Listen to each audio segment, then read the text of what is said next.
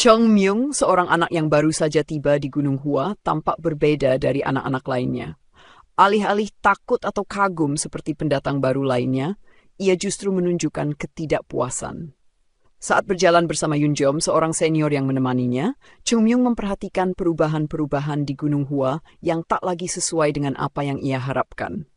Ia mempertanyakan alasan para murid kini dikumpulkan di satu asrama, berbeda dari tradisi lama di mana murid-murid dibimbing langsung oleh seorang guru pribadi. Yoon Jeom menjelaskan bahwa sistem ini diterapkan untuk efisiensi, meski ia tahu dalam hati bahwa perubahan ini terjadi akibat kemunduran sekte. Di Gunung Hua, banyak guru dan murid yang telah meninggalkan tempat itu, sehingga sekte terpaksa mengadopsi cara-cara baru untuk bertahan. Melihat murid-murid berlatih ilmu pedang keseimbangan 6 pedang, Chung Myung merasa kecewa dan berpikir bahwa teknik tersebut kurang sesuai untuk murid-murid muda. Teknik ini, yang katanya diturunkan dari ahli pedang terkuat Gunung Hua, tampak kurang fleksibel dan tidak cocok untuk pemula. Namun Yoon Jeom salah menafsirkan ekspresi Chung Myung, menganggap anak itu ketakutan dan mengeluh tentang kurangnya ambisi anak-anak zaman sekarang. Bagi Chung Myung, sekte ini terasa jauh dari kejayaan yang seharusnya dimiliki Gunung Hua. Ia berpikir bahwa Gunung Hua seharusnya tetap menjadi sekte yang bermartabat dan memiliki identitas yang kuat. Sadar bahwa sekte tersebut terjebak dalam kondisi yang menyedihkan akibat kehilangan banyak anggota, Chung Myung tidak mau berlarut dalam kekecewaan. Di balik penampilannya yang tenang, ia meneguhkan tekad untuk mengembalikan Gunung Hua ke masa keemasannya, menjadikannya sekte terhormat yang ia kenal di masa lalu. Chung Myung yang baru saja tiba di Gunung Hua merasa aneh melihat anak-anak lainnya berlatih dengan pedang asli tanpa menunjukkan rasa takut. Berbeda dengan mereka, ia merasa bahwa metode pengajaran yang diterapkan di sekte ini terlalu terburu-buru dan tidak tepat untuk anak-anak. Ia berpendapat bahwa pengenalan seni bela diri seharusnya memberikan dasar yang kuat, bukan hanya memaksa anak-anak menghafal teknik yang rumit seperti keseimbangan 6 pedang.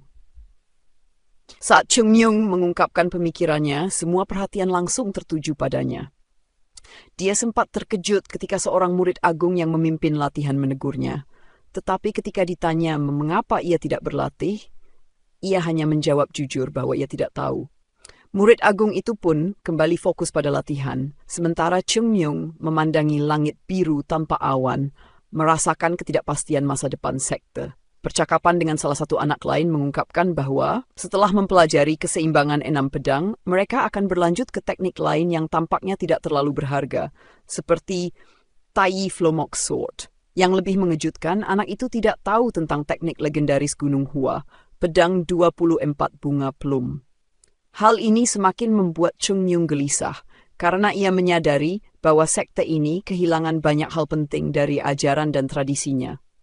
Dengan segala kebingungan dan kekecewaan, Chung Myung merasa bahwa jika kondisi ini terus berlanjut, Gunung Hua tidak akan mampu bertahan dan bisa mati sebelum ia sempat memperbaikinya.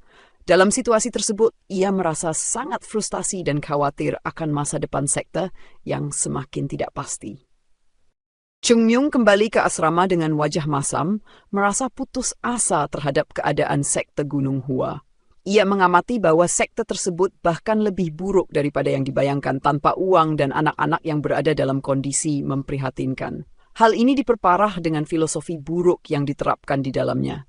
Ia merasa frustrasi karena kehilangan teknik pedang legendaris, 24 pedang bunga plum, dan menyadari bahwa sekte ini tidak dapat berfungsi dengan baik tanpa memahami warisan dan tradisi yang ada. Chung Myung meratapi nasib sekte dan bertanya-tanya bagaimana ia bisa membantu menyelamatkan Gunung Hua. Meskipun ia memiliki ide untuk mengubahnya, ia merasa tertekan oleh fakta bahwa ia hanyalah seorang murid termuda dengan sedikit kekuatan atau pengaruh. Ia ingin melakukan sesuatu dengan cepat, menyadari bahwa kemajuan dalam seni bela diri harus terus dilakukan agar sekte tetap relevan. Dalam pikirannya, ia berjuang dengan rasa lapar karena latihan yang berat dan puasa membuatnya semakin kesal. Ketika ia memasuki asrama, ia dihadapkan pada sekelompok murid yang tampaknya tidak menaruh niat baik terhadapnya. Akul, salah satu murid, menyuruhnya untuk memanggilnya dengan sebutan yang lebih hormat, yang membuat Cheng Myung merasa seolah terjebak dalam posisi yang tidak diinginkannya. Situasi di asrama ini menciptakan ikatan di antara para murid, tetapi Cheng Myung merasa tidak nyaman dengan sikap anak-anak itu, yang tampak terlalu santai dan meremehkan. Meski demikian, ia menyadari bahwa inilah bagian dari kehidupan di asrama dan harus menyesuaikan diri dengan dinamika baru ini. Cheng Myung menghadapi situasi aneh di asrama Gunung Hua, di mana para senior, terutama Jogul, berharap dia mengikuti tradisi berpukul sebagai bentuk perkenalan. Jogul berusaha menjelaskan bahwa ini adalah cara mereka menunjukkan cinta kepada anggota baru, tetapi Cheng Myung, meskipun merasa tertekan, mencoba untuk tetap tenang dan tidak marah. Namun, saat Jogul menariknya untuk bergabung dalam tradisi tersebut, Cheng Myung merasa terpaksa dan langsung memukul Jogul dengan keras, mengirimnya terbang ke langit-langit asrama. Kejadian ini mengejutkan semua murid lainnya, menciptakan suasana hening di ruangan itu. Melalui tindakan beraninya, Cheng Myung tidak hanya menegaskan bahwa dia tidak akan menerima perlakuan semena-mena, tetapi juga menunjukkan bahwa dia siap menghadapi tantangan dan membela diri di dunia yang baru ini. Setelah menghajar Jogul hingga dia terpaku di langit-langit, Cheng Myung dengan santai menoleh dan berjalan menuju pintu. Dengan gerakan cepat, dia mengangkat gerendel dan mengunci pintu, memberikan senyum penuh percaya diri. Dia mulai merenung, mengingat semua yang dia khawatirkan dalam hidupnya, dan menyadari bahwa saat ini satu hal yang paling penting adalah mengatur lingkungan sekelilingnya. Tanpa ragu, Cheng Myung mengangkat kakinya dan menghancurkan kursi di sampingnya. Dia meraih kaki kursi yang patah dan tersenyum penuh arti, seolah-olah sedang merencanakan sesuatu yang lebih besar. Dalam pandangannya menyebut para senior sebagai senior, menandakan harapan baru, meskipun dengan nada mengejek. Dia kemudian memperingatkan mereka agar tidak berteriak, karena siapapun yang melakukannya akan merasakan dosis 2 kali lipat dari serangan. Dengan semangat yang membara dan tampak seperti terangsang oleh keberanian, Cheng Myung mulai menyerang para murid, menegaskan posisinya di asrama dan menunjukkan bahwa dia bukan murid biasa yang akan tunduk pada intimidasi. Tindakan ini bukan hanya untuk membela diri, tetapi juga untuk membangun kembali martabat dan kekuatan Gunung Hua, yang kini berada di tangan generasi baru. Melalui semua ini, Cheng Myung bertekad untuk mengubah suasana di asrama dan mulai menantang status quo, bersikap percaya diri dan tidak germepai para seniornya. Cheng Myung, yang baru saja menunjukkan kekuatannya, membuat murid-murid Gunung Hua terkejut dan terdiam. Setelah memberi peringatan keras, dia memerintahkan Yun Jong yang baru saja dipukulnya untuk memijat bahunya sebagai bentuk rasa hormat karena posisinya sebagai senior. Yun Jong, meskipun wajahnya bengkak, tidak punya pilihan selain mematuhi perintah itu. Cheng Myung kemudian memperingatkan semua murid agar menjaga disiplin, menegaskan bahwa meskipun kondisi Gunung Hua saat ini melemah, mereka harus tetap menjunjung nilai dan kehormatan sekte. Ketika Cheng Myung bertanya siapa yang paling paham tentang situasi Gunung Hua, semua murid langsung memandang Jogul. Dengan enggan, Jogul maju dengan penuh tegangan dan menatap Cheng Myung, yang langsung memintanya untuk mengikuti ke ruangan lain agar mereka bisa berbicara lebih lanjut. Setelah Cheng Myung dan Jogul menghilang, para murid lain segera mengerubungi Yun Jong yang masih kesakitan. Mereka bertanya apakah dia baik-baik saja, tetapi Yun Jong dengan ekspresi masam hanya membelai wajahnya yang bengkak dan menggerutu bahwa ia akan sembuh keesokan paginya tanpa bekas. Para murid merasa putus asa, karena bahkan sasuk mereka tidak bisa membantu mereka dalam menghadapi pemula yang kuat seperti Cheng Myung. Dengan cemas, beberapa murid mulai membicarakan kemungkinan untuk menyerang Cheng Myung diam-diam saat ia tertidur. Namun, ketika Yun Jong bertanya siapa yang benar-benar berani melakukannya, suasana menjadi hening. Tidak ada yang berani menjawab karena mereka semua membayangkan sosok Cheng Myung yang beringas seperti harimau liar. Kini, para murid Gunung Hua menghadapi dilema baru. Mereka menyadari bahwa hidup bersama Cheng Myung di asrama akan penuh tantangan. Meskipun ia seorang pemula, kemampuannya yang luar biasa membuat mereka segan sekaligus takut. Bayangan wajah keras dan Senyum licik Charles membayangi mereka, menegaskan bahwa ia tidak akan membiarkan mereka hidup dengan mudah. Chung Myung sedang menggali lebih dalam tentang situasi murid-murid Gunung Hua yang kebanyakan berasal dari keluarga pedagang. Berbeda dengan masa lalu ketika murid datang dengan komitmen mendalam untuk sekte. Sebagian besar anak pedagang hanya tertarik mempelajari seni bela diri untuk meningkatkan status atau kembali ke keluarga mereka, bukan untuk melayani sekte seumur hidup. Hal ini membuat Chung Myung mengingat masa lalu ketika Gunung Hua diisi oleh murid-murid setia yang hidup dan mati demi sekte. Jo Gul, yang juga dari keluarga pedagang, mengakui bahwa ia datang ke Gunung Hua karena opsi terbatas dan untuk keuntungan koneksi. Jawaban ini memperjelas bagi Chung Myung mengapa semangat para murid tampak lemah. Mereka melihat tempat ini sebagai batu loncatan, bukan tujuan akhir. Chung Myung, yang bertekad untuk mengubah keadaan, memutuskan untuk mengatur ulang disiplin di Gunung Hua. Ia memberi perintah agar latihan pagi dimulai lebih awal, pukul 5, sebagai langkah awal untuk menanamkan semangat baru pada murid-murid. Jo Gul kaget tapi tidak berani menolak, meski ia tahu aturan ini akan membuat berlatih lebih keras. Setelah Jo Gul pergi, Chung Myung berbaring dengan perasaan optimis. Dia menyadari bahwa perjalanan mengembalikan kejayaan Gunung Hua akan panjang dan sulit, tapi ia percaya setiap perubahan besar dimulai dari langkah kecil. Keesokan paginya, saat fajar, Chung Myung merasa perkembangan kekuatannya meningkat signifikan. Dan Tian, pusat energi dalam tubuhnya kini tumbuh dan semakin kuat, memberinya harapan untuk mencapai kekuatan yang lebih besar dari sebelumnya. Namun, dia juga sadar bahwa waktu yang dia butuhkan untuk mencapai kekuatan penuh mungkin lebih lama dari yang bisa ditunggu oleh Gunung Hua yang sedang berada di ambang kehancuran.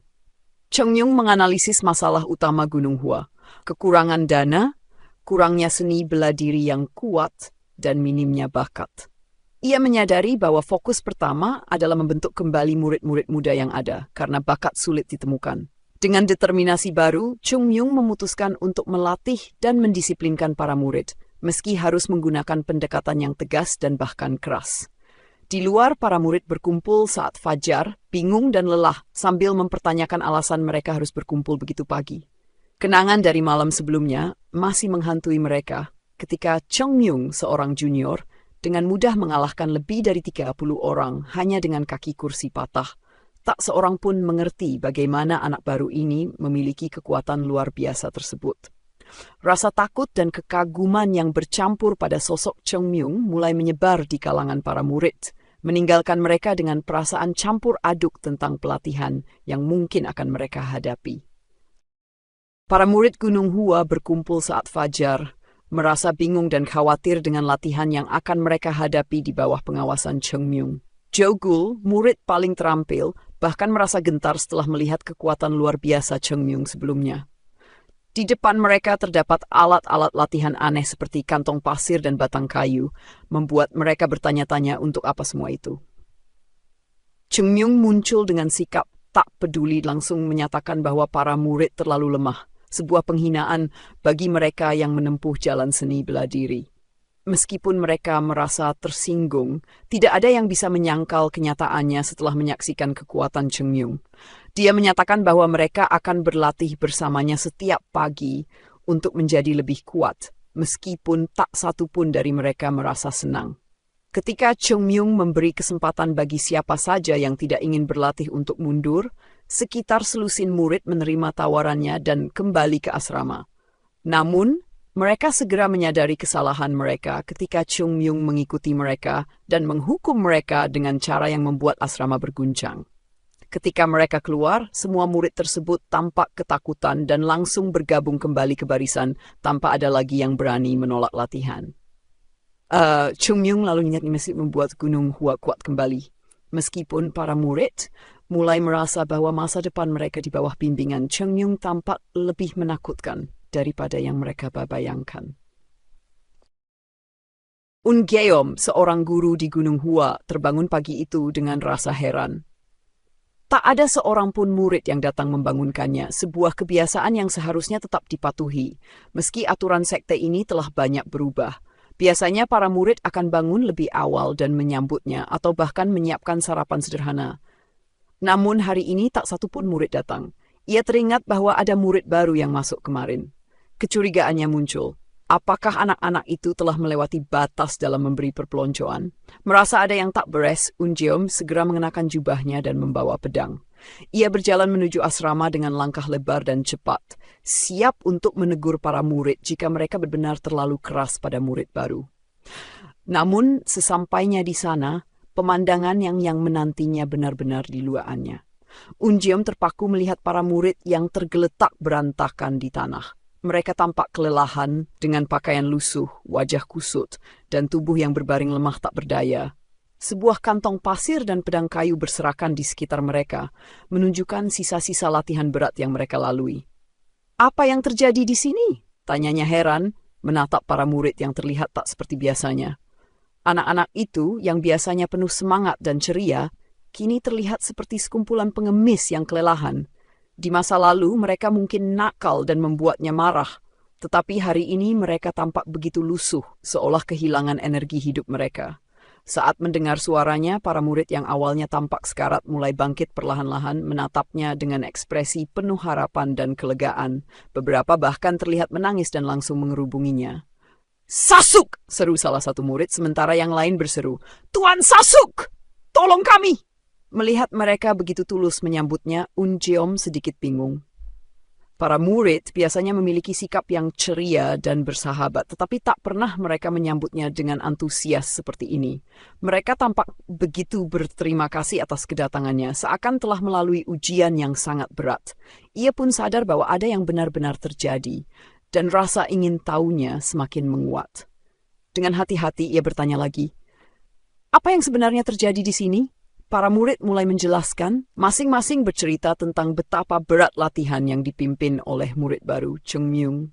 Rupanya, Chung Myung telah memaksa mereka menjalani latihan keras yang tak pernah mereka alami sebelumnya. Mereka menggambarkan bagaimana mereka kelelahan dan tak berdaya setelah sesi latihan itu, membuat mereka benar-benar kehilangan tenaga. Unjeom mengangguk pelan, berusaha mencerna informasi tersebut. Terbayang di benaknya bagaimana seorang anak muda seperti Chung Myung mampu menundukkan begitu banyak murid hanya dalam sehari. Ia menduga ada lebih dari sekadar kekuatan fisik pada murid baru itu, sesuatu yang mungkin bisa mengubah masa depan Gunung Hua. Meski sedikit prihatin melihat kondisi para muridnya, ia tak bisa menyembunyikan rasa penasaran terhadap potensi Chung Myung dan dampaknya pada sekte mereka. Unjeom, seorang guru di Gunung Hua, terkejut melihat murid-muridnya tergeletak kelelahan di asrama. Mereka menyambutnya dengan keluhan dan tangisan, tampak babak belur dan penuh keringat. Tanda-tanda pertempuran sengit terlihat di wajah dan tubuh mereka, membuat Unjeom khawatir dan bertanya tentang apa yang terjadi. Tatapan murid-murid itu mengarah pada sosok Chung Myung, murid baru yang tengah berlatih dengan beban berat. Melihat ini, Unjeom terkejut. Latihan keras seperti ini bahkan melebihi standar ketatnya.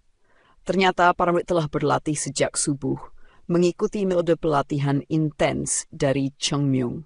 Bahkan Jogul dan Yunjong, murid-murid berbakat Gunung Hua, tampak kelelahan dan hampir menyerah. Unjeom menyadari bahwa pelatihan yang dipimpin Chung telah mendorong murid-muridnya ke batas yang tak pernah mereka alami. Meski merasa prihatin, dia juga tak bisa menyembunyikan rasa hormat dan kagum terhadap tekad dan potensi yang ditunjukkan Chung Myung.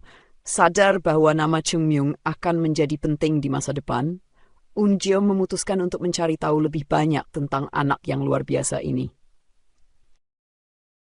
Demikian rekap video kita kali ini. Jangan lupa subscribe agar tidak ketinggalan rekap-rekap selanjutnya. Sampai jumpa di video berikutnya.